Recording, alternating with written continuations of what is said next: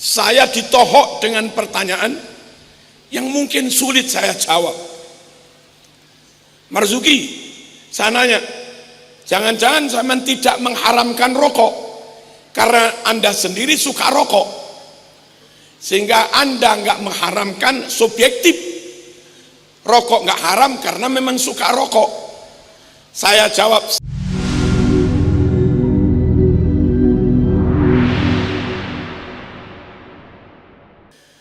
andai tidak ada penghafal Al-Quran, andai tidak ada umat Islam yang hafal Quran, sungguh nasib Al-Quran nggak beda dengan Injil, nggak beda dengan Taurat. Di sana mudah sekali pendeta memalsukan Taurat, memalsukan Injil, yuharrifunal kalima amma wadhi'i, yuharrifunal kalima, yuharrifunal kalima amma wadhi'i. Mereka mudah memalsukan kalimat-kalimat Injil. Kenapa Injil mudah dipalsukan? Karena memang nggak ada orang hafal Injil. Pendetanya pun nggak ada yang hafal. Sehingga kalau ada cetakan Injil, dikurangi satu kalimat, dirubah satu kalimat, tambah satu kalimat, yang nggak ada yang tahu, nggak ada yang hafal. Alhamdulillah, sejak zaman Rasulullah SAW ada sekitar 600 sahabat yang hafal Quran. Cuma mereka dulu banyak terbunuh dalam perang Yamamah. Lalu Umar bin Khattab khawatir para penghafal banyak yang mati. Terus Umar mengusulkan ada tadwinul Quran, supaya Quran segera dibukukan, dibendel menjadi satu mushaf untuk berjaga-jaga. Siapa tahu yang hafal banyak yang meninggal. Nah, karena dari awal Allah mentakdir banyak sahabat yang ahli khat, diangkat Nabi menjadi kutabul wahyi, dan ada banyak sahabat yang kuat hafalannya, hamilul Quran, hufadul Quran, sehingga Quran senantiasa valid dan akurat. Perlunya ditulis. Barangkali ada hafalan yang salah, disemak, ditaskih, dikontrol dengan Quran yang tertulis. Barangkali ada pencetak nakal merubah-rubah Al-Quran, maka ribuan yang hafid Quran itu mengontrol. Barangkali ada tulisan yang salah, sehingga ada tulisan, ada yang hafal, dua-duanya saling mengontrol.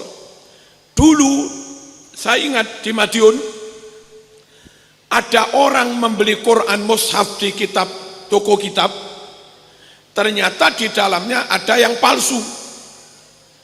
Dibawa pulang, dipakai tadarus di bulan Ramadan, pakai speaker. Nah, di kanan kiri musola kan ada orang yang hafal. Begitu bacanya salah, yang hafal langsung menegur, "Mas, enggak begitu." Nah, di Kristen mau membaca Injil salah benar, ya enggak ada yang negur, enggak ada yang hafal. Disitulah maka tahfidzul Quran punya peran penting dalam upaya inna nahnu nazzalna dzikra wa inna lahu lahafizun. Allahumma shalli ala sayyidina Muhammad. Lalu ada beberapa teman muslim sebetulnya, tapi mungkin iri mau hafalan nggak bisa, lalu mengkritik para penghafal Quran. Kritikan mereka begini, apa gunanya hafal Quran nggak ngerti maknanya, nggak ngerti tafsirnya, apa bedanya dengan kaset? Seakan nggak ada gunanya kalau sekedar hafal tapi nggak ngerti maknanya. Padahal jangankan hafal, baca saja nggak hafal, itu meskipun nggak ngerti maknanya tetap dapat pahala, tetap jadi ibadah. Semua kitab-kitab tentang ulumil Quran, baik lil Imam Suyuti atau di Tibyan fi Adabi Hamalatil Quran, atau yang agak modern lah Subki Saleh, Manak Koton dan yang lain-lain, semua dalam mentakrif Al-Quran mesti diakhiri dengan kalimat al-muta'abbad bitilawatih. Mesti kalamullah al-munazzala ala sayyidina Muhammadin sallallahu alaihi wasallam, al-makru bil lughatil arabiyyah, al-maktub bainat tafataini, al-mabtu bi suratil Fatihah wal mukhtatam bi suratin Nas. Mesti diakhiri kalimat al-muta'abbad bitilawatih. Semua ulama apapun madhabnya bersepakat tilawatul Quran, baca Quran itu dinilai ibadah. Al-muta'abbad bitilawatih. Dan Rasulullah SAW terang-terangan, baca Quran tak oneng maknanya ganjaran pun.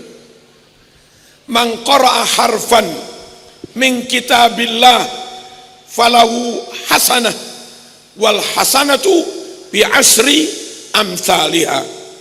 La aqul alif lam mim harfun, la, lakin alif harfun, lam harfun, mim harfun. Mandene pesera orang oneng nih paneka qara'a ambaca peseraman harfan satu huruf min kitabillah dari Al-Quran. Siapa yang baca Al-Quran satu huruf falahu hasanah, dia dapat satu pahala. Wal hasanatu bi asri amsalihha, satu pahala itu akan dilipatkan 10 kali. La aqul, bukan ku maksud alif lam mim satu huruf, bukan. Lakin tetapi alif saja satu huruf, lam saja satu huruf, mim saja satu. Orang gini, a'udzubillahi minasyaitonirrajim, alif lam mim sadaqallahul azim, dapat 30 sudah. Oneng maknanya, kita oneng. Kula ta oneng Gus Amak, kita oneng Gus Ayub, kita oneng. Kiai-kiai sekelas Kiai Basori Alwi di Malang, dan kalau tanya, nah apa makna? Apa? Enggak ngerti Kiai. Wong sekelas tafsir Jalalain saja, setiap ada kalimat alif lam mim ha mim ain sin qaf, mesti dia bilang enggak tahu saya. Wallahu a'lam bimuradih. Allah sendiri yang tahu maksudnya. Artinya si mufassir itu juga enggak tahu. Alif lam mim yang kita pada enggak tahu maknanya, itu lo tetap dapat pahala. Berarti kesimpulannya, baca Quran ngerti maknanya ajos, nggak ngerti maknanya ya tetap dapat pahala. Kita nggak setuju kalau ada orang apa hafal Quran nggak ngerti maknanya kayak kaset. Ya beda mas dengan kaset. Kaset baca tanpa iman, ini hafidot hafidin baca dengan dorongan iman, ya nggak sama. Kaset baca tanpa mandi jinabat, tanpa wudhu, ini mau baca mesti bersuci dulu, beda lah. Kaset baca tanpa niat lillahi ta'ala, kalau para hafidin hafidot itu baca mesti dibarengi niat, tetap beda. Kaset baca tanpa adab, lah kita baca pakai adab, ya tetap beda lah. Jangan samakan dua hal yang beda. Yang beda jangan disamakan, yang sama jangan dibeda-bedakan. Al-qiyas ma'al farik batil. Mengkiaskan, mensama-samakan dua hal yang beda, itu kias yang salah. Agak menggok sedikit. Saat awal-awal muncul fatwa rokok haram, Itu dari NU apa dari apa itu? Tempo hari rokok haram itu loh. Dari Madura ya.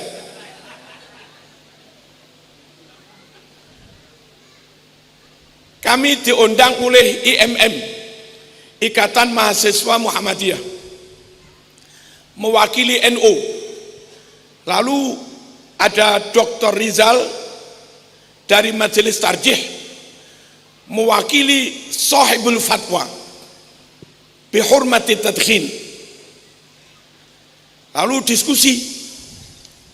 Terus saya bilang, semua dalil yang yudda'a, diklaim annaha hujjah au adillah ala hurmati tadkhin, semuanya tidak kuat. Kalau dalil nas nggak ada, paling-paling kias. Kalau haramnya tadkhin ngerokok dikiaskan dengan khomer, ya jelas ilatnya beda. Ilatud doror pada khomer itu asyaddu daripada apa yang diduga ilat doror pada tadkhin. Nah, jangankan kias aulawi, kias musawi saja enggak, kias adna saja enggak karuan itu, enggak bisa dikiaskan dengan khomer.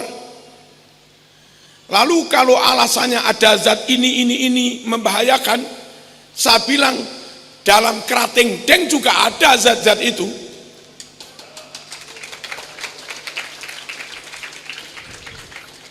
Iya,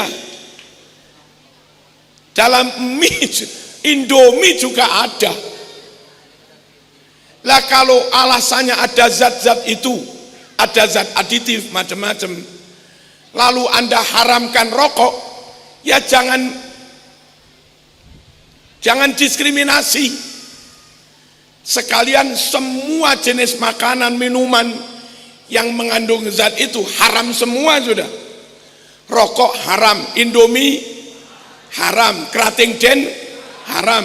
Yang kuning itu apa? Extra jos haram. Itu sekalian sudah. Sprite haram, Coca-Cola karuan sudah. Kalau ilatnya sama, satu Anda haramkan, satu tidak, berarti Anda diskriminatif, nggak boleh. Allahumma shalli ala sayyidina Muhammad. Wong kaset kok disamakan dengan penghafal Quran, itu diskriminasi, Mas. Menyamakan hal yang beda atau membedakan hal yang sama. Selesai diskusi, terus ya'ti daur litorhil as'ilah, ada tanya jawab. Saya ditohok dengan pertanyaan yang mungkin sulit saya jawab. Marzuki, saya nanya, jangan-jangan saya tidak mengharamkan rokok karena Anda sendiri suka rokok, sehingga Anda nggak mengharamkan subjektif. Rokok nggak haram karena memang suka rokok. Saya jawab, saya nggak ngerokok. Tanya santri ini, lalu ganti pertanyaan ke arah Dr. Rizal. Dokter, jangan-jangan ente mengharamkan rokok karena memang nggak suka rokok. Dia bilang, saya mengharamkan rokok, ini tugas organisasi.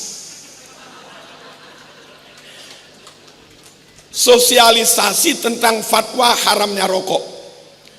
Kalau urusan pribadi, saya malah setuju dengan rokok. Lalu dia ngambil rokok dari sakunya. Ini rokok saya sama koreknya. Kacau nih pun. Allahumma shalli ala sayyidina Muhammad. Hafalan Quran penting. Setidaknya berperan, ikut andil dalam hal inna nahnu nazzalna dzikra wa inna nahnu nazzalna dzikra wa inna lahu lahafidun. Kami, kata Allah, yang menurunkan Al-Quran dan kami pula yang menjaganya. Allah itu satu, tapi pakai mutakallim ma'al ghair. Bukan Allah banyak, bukan. Apa? Allah berkomitmen menjaga Al-Quran, tapi mengertilah melibatkan kita, ngajak panjenengan untuk menjaga Al-Quran, dan panjenengan terpilih Allah, diajak Allah untuk bareng-bareng menjaga Al-Quran lewat hifdzul Quran, lewat tahfidzul Quran, yang mana isim fa'il dari hifdzul Quran itu ya hafidhun. Inna nahnu nazzalna dzikra wa inna lahu lahafidh. Sungguh mbak-mbak yang hafidhat, mas-mas yang hafidhin, benar-benar istimewa, spesial. Bagi Allah sampean sangat istimewa. Bagaimana tidak? Dipilih Allah, diajak bareng-bareng menjaga Al-Quran.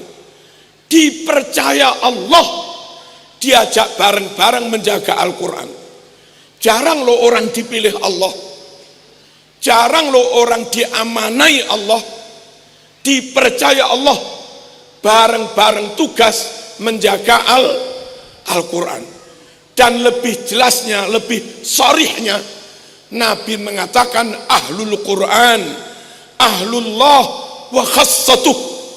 Ahlul Quran ahlullah wa khassatuh.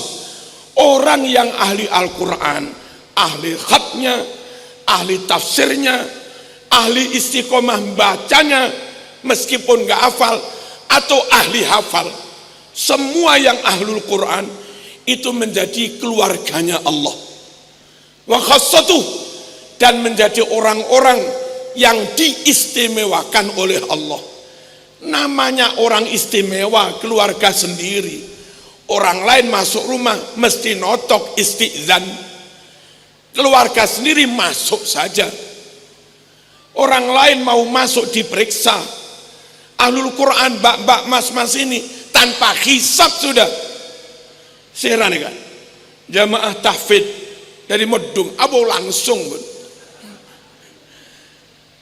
diperlakukan khusus, khassatuh, mendapat perlakuan istimewa. Di bandara enggak istimewa, ya lewat pemeriksaan, pulang lewat, berangkat lewat. Kalau yang istimewa pintu khusus. Nah, semoga mbak-mbak, mas-mas yang berhasil menyelesaikan 30 benar-benar diangkat menjadi ahlullah wa khassatuh tanpa hisab. Amin Allahumma. Yang kedua, hadirin rahimakumullah, podo-podo menghafalkan Al-Quran, sama-sama menghafal Quran. Pastikan bu, anak-anak kita, kompoinah, keponaan kita, murid-murid kita yang ingin hafalan Quran hanya memilih pondok pesantren tahfidz Quran di lingkungan ahlu sunnah wal jamaah yang tergabung dalam jam'iyah Nahdlatul Ulama. Sekarang menjamur ma'had tahfidz Quran, sekarang menjamur rumah tahfidz Quran yang belum tentu NU, yang belum tentu ahlu sunnah wal jamaah. Apa beda dan kerugian kalau kita memasukkan anak tahfidz di pondok tahfidz di luar NU, di luar ahlu sunnah wal jamaah? Satu, kebanyakan ustadznya nggak bersanad, karena mereka berusaha hafalan itu lewat tutorial kaset, lewat tutorial HP. Palan. Kelemahan belajar enggak musyafahah, kelemahan belajaran enggak talqin mubasyarah dari mukri, dari guru. Maaf kalau itu kaset tanpa gambar. Domah itu mencucu seberapa mencucunya? Ismam mencucu seberapa mencucunya Ismam? Latak mon itu kaset nggak bisa. Kalaupun pakai video ada gambar mencucunya, lalu kita niru. Kita niru sudah pas apa benar, sudah pas apa belum. Si kaset video nggak bisa mentaske dah pas, nggak bisa. Beda kalau kita ngaji langsung tahfidz di hadapan mukri muhafidz, guru langsung yang bersanad. Kita mungkin kurang pas, gurunya kurang dikit, angkat dikit lagi, tafkhimnya kurang dikit, tarkiknya kurang dikit, qalqalah kubra kurang dikit, sehingga khatam pas sudah. Kita dapat dari guru pas persis, guru dulu dapat dari gurunya juga pas persis, dapat dari gurunya Imam Hafiz pas persis, dari Imam Asim pas, dari Imam Amir pas, terus naik-naik dari Ubay bin Ka'ab pas, lalu Ubay dari Rasulullah juga pas, sampai Nabi bersabda, man ahabba an yaqra al-Quran kama unzil fal yaqra ala Ubay bin Ka'ab. Siapa yang ingin baca Quran persis bacaannya, fasahahnya, tajwidnya, cengkoknya, panjang pendeknya, ahwalul huruf, sifatul huruf, pengen persis, maka belajarlah kepada Ubay bin Ka'ab. Dan Ubay ini memang top, hafidz Quran 30 juz, termasuk min afsahis sahabat, yang dalam hadis Bukhari dia dipercaya Umar bin Khattab mengimami tarawih 20 rakaat. Itu yang dipercaya ngimami Ubay bin Ka'ab. Nabi sendiri, kalau mbak-mbak, mas-mas baca Sahih Muslim, baca Sahih Bukhari, sesekali Nabi minta Ubay supaya baca Quran, sampai Ubay juga sungkan. Apa sungkan itu? Todus, Ubay iqra aliyal Quran, Ubay coba bacakan Quran, aku dengerin. Terus Ubay bilang, aqra alaikal Quran wa alaika unzil. Lah masuk sayang baca, wong panjenengan yang menerima jenengan yang menerima wahyu, mau kok saya baca? Apa?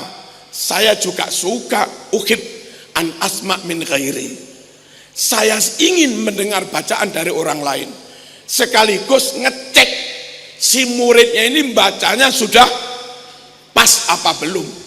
Sampailah pada kalimat fa kaifa idza ji'na min kulli ummatin bi syahidin wa ji'na bika ala haula'i syahida yauma idzi yawaddu alladhina kafaru wa asawur rasul law tusawwa bihimul ard wala yaktumunallaha hadis. Sampai situ Nabi langsung bilang kafa, cukup pun cukup. Sini cukup apa cukup? Cukup ya. Apa? Cukup. Terus ternyata Nabi menangis. Kenapa Nabi kok suruh cukup berhenti? Nabi menangis. Nabi membayangkan gak kuat. Fa kaifa idza ji'na min kulli ummatin bi syahidin. Muhammad, bayangkan, coba bayangkan bagaimana kalau setiap nabi, Nabi Musa, Nabi Nuh, Nabi Ibrahim, kami hadirkan untuk menjadi saksi vonis terakhir, saksinya para nabi.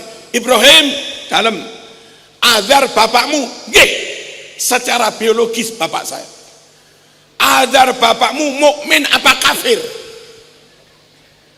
Itu bagi Nabi berat menjadi saksi seperti itu. Kalau dibilang mukmin, wong nyatanya belum iman, maaf.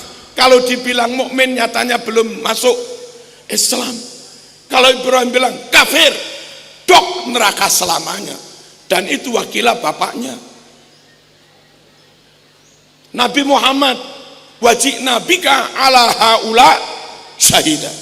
Muhammad, Anda nanti kamu juga kami hadirkan untuk menjadi saksi atas orang-orang ini. Abu Sufyan, Abu Lahab, Abu Jahal, terus Abdul Muttalib, dan segala macam. Muhammad, Abu Lahab paklik, niku paklik. Islam apa kafir? Terus bagaimana Nabi bersaksi? Islam ya Allah, ya bohong. Kafir ya Allah, masuk neraka. Enggak tega juga Nabi menyampaikan kesaksian kufur kepada pakliknya yang berakibat masuk neraka selamanya. Sampai ayat itu Nabi bayangkan, enggak kuat. Coba maaf. Ada alumni sini Gus Ayub yang tahu-tahu Tanassor masuk Kristen. Sampean sebagai pengasuh diminta jadi saksi atas semua alumni. Ini muslim surga. Ini muslim surga. Ini alusunah surga. Ini apa? Wahabi. Ya masuk surga tapi nanti dulu.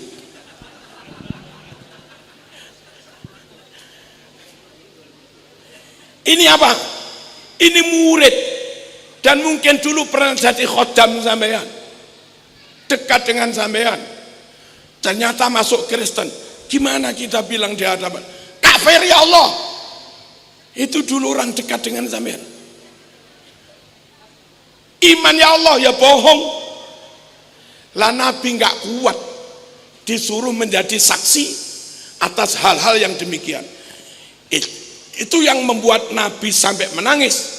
Bacaannya Ubay bin Ka'ab. Perlunya ngaji di pondok NU, Mbak. Kiai-kiai NU Indonesia yang sebagian sanad ke Mbah Yai Arwani naik, ada juga sanad dari Madura sini dulu. Dari Mbah Yai Arwani naik sampai Imam Hafiz. Imam Hafiz naik sampai Ubay bin Ka'ab, sampai Rasulullah sallallahu alaihi wasallam. Para mukri, para muhaffiz, para kiai pengasuh tahfidz Quran di Indonesia itu rata-rata mensanad sampai Ubay bin Ka'ab, termasuk min afsahis sahabat. Makanya rata-rata qori Indonesia kalau MTQ internasional yang menangan emang dapat bacaan dari gurunya sampai Ubay. Lah Ubay itu sahabat yang paling fasih. Allahumma shalli ala sayyidina Muhammad. Pastikan anak kita kalau ingin hafalan mondok di pondok tahfidz milik NU. Bersanad sampai Ubay bin Ka'ab, Ubay dari Rasulullah. Sampai hifdunya, tahfidnya itu yang juara juga para hafidz Indonesia. Untuk yang dewasa sepuh, seingat saya hafidz terbaik internasional itu Gus Mun'im Pakis Pasir Malang. Yang putri anak IPPNO Trenggalek, putranya Ki Mukti Durenan. Terus tempo hari yang laki-laki lupa saya namanya, Zuri apa siapa. Itu apa? Hafidz terbaik internasional. Pertanyaannya kenapa MTQ internasional senantiasa Indonesia yang terbaik, yang terfasih. Indonesia bersanad sampai kepada Ubay bin Ka'ab. Makanya pilih pondok NU untuk tahfidz Quran bagi anak-anaknya. Kiai-kiainya bacaannya bersanad sampai Rasulullah sallallahu alaihi wasallam. Deal. Yang kedua, di NU itu kiai-kiainya maaf bukan hanya hafidz Quran, tapi juga bisa baca kitab kuning, juga bisa nahwu shorof, juga ngerti balaghah. Seberapa perlukah ilmu-ilmu alat nahwu, shorof, balaghah, mantik, ulumul Quran, asbabun nuzul itu amat sangat penting. Kalau kita mondok di pondok tahfidz yang maaf di luar NU, terus mereka nggak ngerti nahu sorob, mereka nggak ngerti balaghah, nggak ngerti mantik, khawatir selesai tahfidz diajak belajar terjemah Quran, memahami Quran, tapi secara harfiah, dan itu bahaya. Ada orang bilang, maaf, anjing halal, itu ya karena pemahamannya harfiah. Ada orang bilang tawassul musyrik, itu ya karena harfiah. Halo. Ada orang bilang Pancasila kafir, Indonesia negara togut, itu ya karena memahami teks Quran Sunnah harfiah. Nah, pondok-pondok NU, Salafiyah, Pasuruan, Sidogiri, Pondok Modung, Pondok Syekhona, Lirboyo, Ploso, Langitan, dan yang Asam Bagus, ini masayikhnya yang hafid Quran, bukan hanya hafid Quran, tapi juga menguasai ilmu alat untuk membedah maknanya Quran, ilmu alat untuk membedah maknanya hadis, supaya mampu menggali makna yang murad, makna yang dimaksudkan, makna yang dikehendaki. Contoh Allahumma shalli ala sayyidina Muhammad.